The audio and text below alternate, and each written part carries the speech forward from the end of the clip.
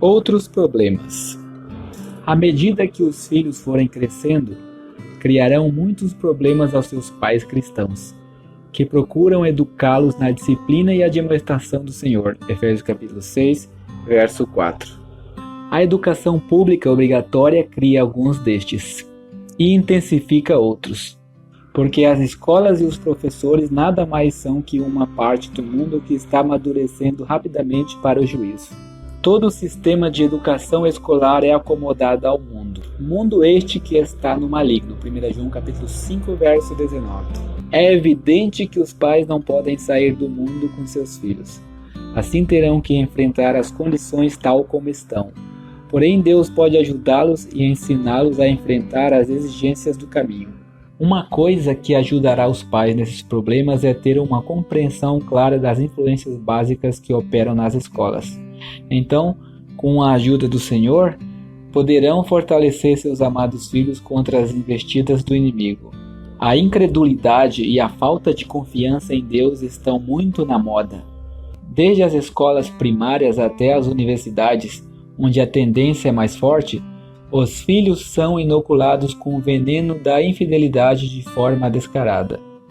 Para enfrentar este perigo, o primeiro passo por parte dos pais é dedicar-se à oração a Deus a fim de que seus filhos não sejam mal influenciados por aquilo. Então os filhos deverão aprender a respeito da palavra de Deus, tal como é verdade, a palavra de Deus, e quanto devem respeitar seus professores. Ao mesmo tempo, precisam aprender que tudo que é contrário à palavra de Deus é mal. Há um versículo em Isaías capítulo 8, verso 20 que devem aprender: a lei e ao testemunho. Se não falam de acordo com isto, para eles não há alvorada. Os professores serão capazes de falar com precisão sobre problemas aritméticos ou sobre muitas outras matérias, mas se falam de maneira contrária à palavra de Deus, os tais não têm nem sequer um pouco de luz. Aqueles que negam a Deus, ou questionam que a Bíblia seja a palavra de Deus, ou ainda ensinam qualquer coisa contrária à sua revelação da criação, estão em trevas. Não existe um homem pré-histórico, porque Adão foi o primeiro homem e temos escrita sua história. Tampouco é o achado de evidências do que eles chamam de homem primitivo uma prova de que o homem estava evoluindo para a perfeição. Mas temos uma prova de que o homem caiu da condição na qual ele foi primeiramente colocado por Deus. O homem da caverna não é prova de evolução, mas de retrocesso. Não é o homem se desenvolvendo para um nível mais elevado, senão o homem caído e sob o poder do inimigo em afastamento de Deus.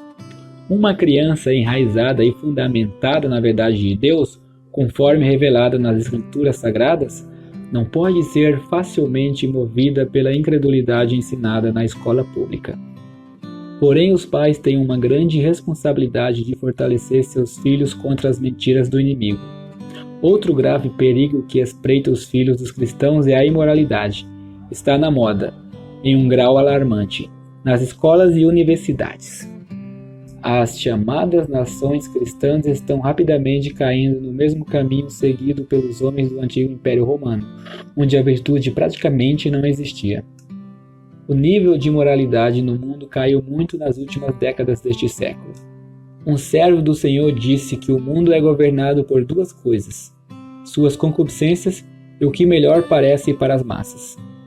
À medida que a opinião pública declina moralmente e as coisas anteriormente evitadas com nojo e repulsa são comumente aceitas, somente o homem com suas concupiscências depravadas para guiá-lo. Podemos até tremer ao ver os filhos puros e simples lançados a tão maus contatos nas escolas. Entretanto, aqui também o ensino que recebem em casa e na Assembleia Cristã deve fortalecê-los contra o comportamento imoral e indecente. Nada de bom resultará em ignorar os fatos, é melhor enfrentá-los. É necessário ensinar aos filhos dos cristãos que seus corpos são para o Senhor, para o que é decoroso. Com a curiosidade natural, eles tendem a aprender coisas que são impuras com seus colegas de classe. Portanto, é muito importante que os pais preparem seus preciosos filhos para resistir às más influências. Satanás, o Deus deste século, tem preparado esta era moderna para retornar aos atos degradantes de Sodoma e Gomorra. As crianças não são ensinadas modéstia, mas sim uma tendência total na forma de se vestir e no comportamento que é para o relaxamento e o naufrágio no decoro. Não que defendamos a ostentação, mas os pais cristãos devem ter o cuidado de instruir seus filhos sobre como se comportar com respeito à modéstia e discrição, pois o mundo jamais conseguirá estabelecer as normas para os filhos de Deus. O terceiro grande perigo do atual sistema educacional é sua tática de ensinar nossos filhos a se tornarem grandes neste mundo. Isto em todos os aspectos se opõe à vocação celestial e ao caráter do cristão. No mundo, as crianças são ensinadas a se exaltar e superar social e economicamente, em todos os campos de atividade, porém nossa meta deve ser tentar passar por este mundo sem contaminação, colocando nossos olhos no autor e consumador da fé, em Jesus, quem sentou-se à direita do trono de Deus. Hebreus capítulo 12, verso 2. É necessário adquirir certo conhecimento neste mundo, e algumas ocupações requerem preparação especial. Mas para o cristão, sua educação em qualquer medida que seja necessária deve ser subordinada ao propósito de glorificar a Deus enquanto ele viaja através deste mundo ímpio. Mas isso nunca deve ser usado como um trampolim para se levantar neste mundo em que nosso Senhor foi rejeitado. É nada menos que uma traição contra o Senhor tentar nos tornar grandes na casa de seus inimigos. É saudável lembrar que quanto mais nos elevamos neste mundo, mais nos aproximamos do seu Deus e príncipe, o diabo. É muito mais fácil andar com Deus de maneira modesta, discreta e despretensiosa do que ocupar uma posição de importância neste mundo. Oxalá que os cristãos andassem como Cristo andou. Considerando que devemos proteger nossos filhos contra a filosofia mundana que os encoraja a se tornarem grandes no mundo que aborreceu e continua de costas para nosso Senhor, convém aconselhá-los e ajudá-los a escolher uma ocupação apropriada para seu sustento econômico. É um passo muito importante e é preciso da sabedoria e direção divinas através de muita oração. Da mesma forma, a experiência e o discernimento dos pais valem muito para indicar o caminho certo para os filhos. Há muitas ocupações que não servem aos cristãos e resultam em grande perda espiritual. Devem advertir os filhos e filhas que não empreendam em tais carreiras. Além disso, há também outras ocupações que podem ser satisfatórias em si mesmas, mas que não estão de acordo com o temperamento e o gosto do jovem. É tolice tentar fazer um contador de um jovem que não tem aptidão para números, ou fazer um homem de negócios de um filho cuja aptidão seja para a agricultura. Há pessoas que podem trabalhar bem com as mãos e que não poderiam ter sucesso em coisa alguma além disso. Não há nada de desonroso no trabalho manual. Algumas pessoas sofreram muitos problemas em suas vidas por terem realizado algo para o qual não eram compatíveis. É bom quando um crente pode encontrar um meio de ganhar o pão diário em uma vocação na qual ele possa permanecer com Deus. E seja lá o que for, negócios, profissão ou trabalho manual, deve ser apenas um meio de ganhar a vida enquanto passamos por este mundo. Nosso principal interesse deve ser fazer tudo para a glória de Deus. Há um princípio traidor que frequentemente opera nos corações dos pais cristãos, o de buscar grandes coisas para seus filhos. Muitas vezes, eles mesmos ficam felizes em percorrer o mundo com pouco de seus bens. No entanto, tentam com grandes sacrifícios ajudar seus filhos a alcançar posições elevadas. O profeta Jeremias foi instruído a falar com Baruque desta maneira: E procuras tu grandezas para ti mesmo? Não as procures. Jeremias capítulo 45, verso 5. Perguntamo-nos: buscaremos grandeza para nossos filhos? Não a buscaremos, mas precisamos nos certificar de que eles vivam neste mundo com piedade e contentamento, honrando a Deus e glorificando a Cristo. Um querido cristão que impulsionou seus filhos a alcançar ótimas profissões, mais tarde viu, para sua tristeza, que serviu para grande perda e prejuízo espiritual. E ouviu-se lamentando para um filho, dizendo: preferia antes, melhor que estivesse varrendo as ruas da cidade. Ló pode ter desejado para seus filhos as vantagens que Sodoma oferecia, porém foi para sua destruição. Quantos pais levaram seus filhos ao mundo, E quando se deram conta do que aconteceu, pois os passos errados, às vezes, são quase imperceptíveis no princípio, tentaram tirá-los, mas descobriram que era impossível. Ló e sua família moravam em Sodoma. Ele perdeu alguns de seus filhos lá, e aqueles que foram salvos como que pelo fogo foram uma vergonha e desonra para ele. Que os pais cristãos possam conceber o perigo que há no mundo para seus filhos, e empenhem todos os cuidados para protegê-los e instruí-los de que maneira devem viver. Outro problema que muitas vezes surge na idade escolar é se devem ou não se juntar a organizações onde os não crentes e os crentes se reúnem para um propósito comum, ou obedecer ao mandamento do Senhor. Não vos prendais a um jugo desigual com os infiéis ou incrédulos, 2 Coríntios capítulo 6, verso 14.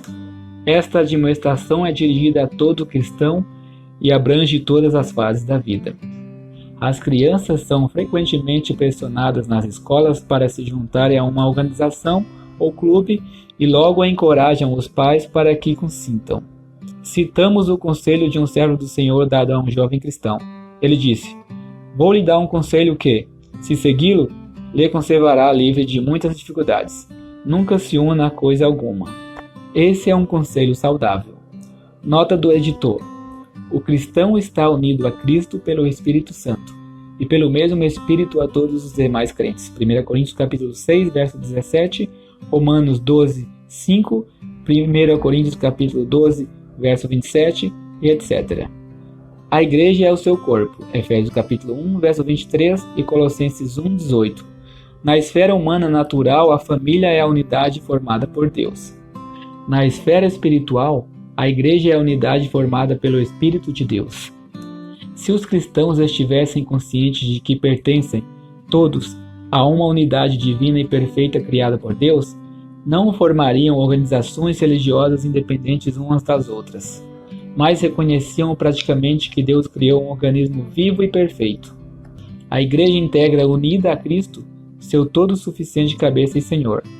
O mundo diz: na união está a força, e é através de associações e organizações que o mundo funciona.